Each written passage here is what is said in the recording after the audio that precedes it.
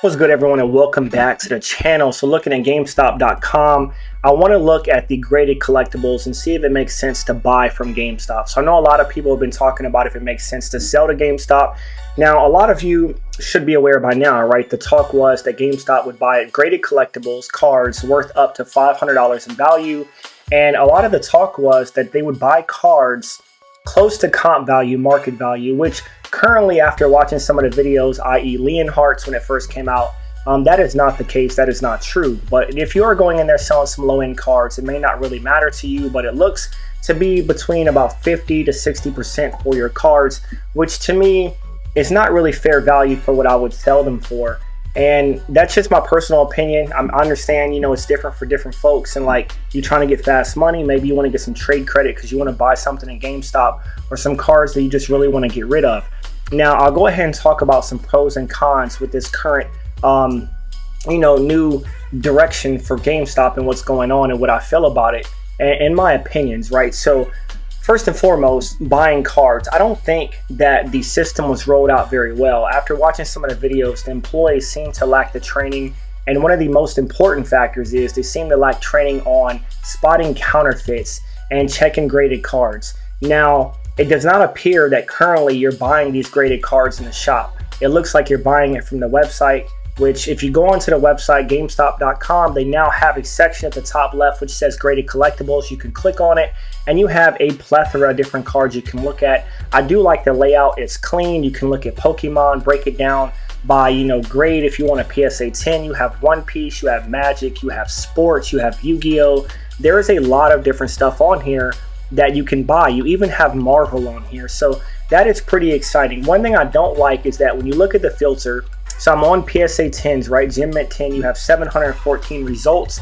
That is a decent amount. When you click filter, I noticed that they have non-sports cards and sports cards. And when you type in the brand for Pokemon, you go to view more, just a ton of different Pokemon options come up. If you want like EX Legend Maker, Expedition, Neo 3, Neo 4, it's not really easy to just type in Pokemon and get going. And that's not really what I want to do. I just want to hit Pokemon Gem Mint 10 and kind of just see my options. I don't want to have to click on, 1,000 different things. And I don't want to click on non-sports cards to pull up Yu-Gi-Oh!, One Piece, and everything else, because that's not what I'm after. So let's go ahead and look at some of the stuff they have going on the website as far as like if you can find some value and what the prices look like right now. So rolling down, probably the first card I want to look at is a popular one. So we have the Giratina alternate art from Sword and Shield from Lost Abyss. This one currently, so GameStop has their pro membership. You would get a discount if you have a pro membership. And if you have one currently, you can get this card for $474.99 or buy outright for $500, $499.99. Now looking on the market, we'll go over here to alt, love alt. So easy to see everything. Population of 6,779. Now remember, best offer is not what the card actually sold for. So we'll go to the first one where it was bought outright, which would be buy now or auction, which is roughly $476. I don't know what's going on with the one below it where it says $700 because the going rate seems to be around $400. So we'll say about $480 as the sweet spot, which is very close to what they're offering right here on this card for sale, which seems to be about the going rate for the market. So that is pretty fair with GameStop right here. Now let's go ahead and move on to another card.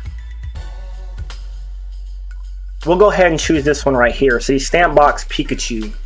Also another popular Pikachu card, which came inside of the Stamp Box outside of Japan. And then moving over here, we have a population of 10,000. Actually, quite a bit more than what I expected. And you had an auction around 336. So this card right now is going between about 320 to 345. And currently they're asking 454 or 432, which is about 100 over market. So once again, do your research. This card would not be a good deal to buy from GameStop. So I don't know how they're really pulling their prices. If you go in to sell a card in person, it's as simple as the employee clicking the barcode and it automatically gives them what they would buy that card for from you versus what the trade credit would be. And you can pick between the two if you would like trade credit or if you would like them to buy the card from you. So this card right here, not a good deal from GameStop. I would not be buying that. Now let's go ahead and move down and find another card. All right, so here's another popular option. We have the Mew, which recently came out. Right now they're asking $248 or $236.54. And I believe I pulled this one up right here. So we have a population of 687, still quite low on this card. And currently this card is going for right around $280 to $295 is what this card is selling for. So going back to what they were asking for it, this one would actually be a deal. This would be a steal right now. The market is about 50 above what GameStop is asking for this card. So this one would be a good buy, right? You just have to do your research. That is about it. So the next one we're going to look at is this Blaziken alternate art. Another banger from Sword and Shield that has been going up in value. So right now they're asking between $540 to $512. And let's see if we can pull this one up. So we have a population of 2740 in PSA 10s and currently selling between $496 to $535. Now, this card is right in that range. If you have a pro membership, you're getting it a few dollars under current market price. And I think this card would be a decent pickup from GameStop. So this one would be a good buy. Now, this is probably the last one I want to bring up. You guys can go in here and check out all of the cards. There's about 36 pages of PSA 10 cards right now, which is a ton to look at.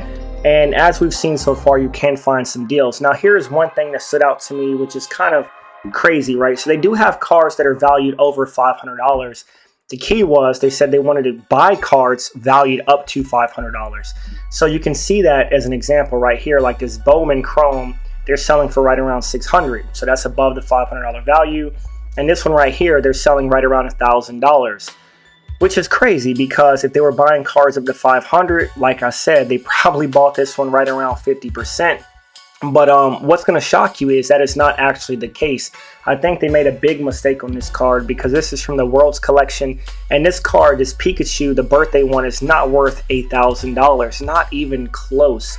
So let's go ahead and find it. It is right here. We have a population of 421, which is rather low. This card is from 2000 from the World's Collection. This is a low population card. But as you can see right here, the current market data does not support $1,000. Now we have data from Golden Auctions, PWCC, as well as eBay. We know PWCC does not have as big of a buyer's market like eBay. So sometimes you can find some good deals on there. Somebody got this for a steal right around $264 in April.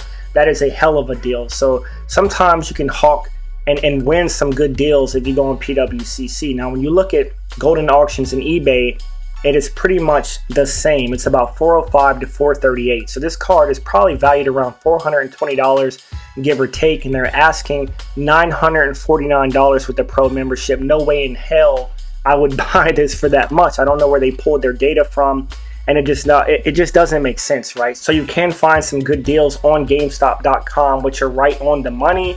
There's some that are about $50, $60 or more under market, which are a good deal, right? Good deal.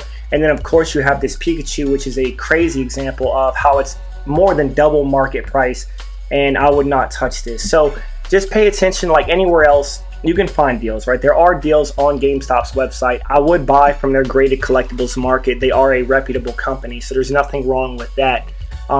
Just do your diligent research. Now, breaking it down, no, currently I would not sell to GameStop, but yes, I would buy from GameStop like anywhere else if I find a decent deal. So let me know what y'all think. If you like the content, like, subscribe, help your boy out, drop a comment. I'll be back soon with another video, and I'll see y'all later. Out.